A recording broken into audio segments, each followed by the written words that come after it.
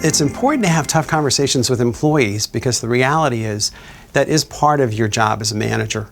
And you'll help them, and you'll help the organization, and you'll help your department more than you know. I think a lot of times the path of least resistance is avoidance, and I understand that. And most managers, not even in a business environment, even in a home environment, friends, you tend to want to avoid the conflict or the confrontation if you can, and I understand that. But in the workplace, what happens is, more times than not, if you simply sweep it under the rug, it kind of keeps happening, and then you kind of get angry, and then it can blow up or turn into progressive discipline and lead to an early termination. So the reality becomes, it's not what you say, but it's how you say it.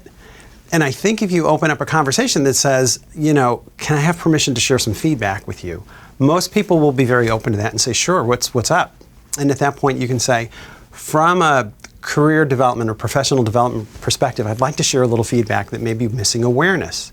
And at that point, most people will have their ears perked up and now they're listening, and then you can share it with them. And so I think the idea of having that tough conversation, it's not as hard as it thinks if you do it politely and respectfully, but you also have to maintain control of it. And the other element I'd say is, it doesn't have to have judgment attached to it.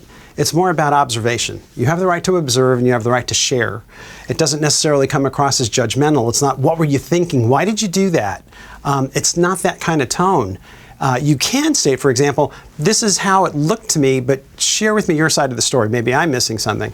The reality, though, becomes once employees get used to having these constructive feedback mini conversations, you feel much more comfortable in your own skin sharing feedback in a positive and constructive way. And that's the key to avoiding problems later down the line, but also making your employees feel like you've got their back and that you're helping them in terms of their own professional development.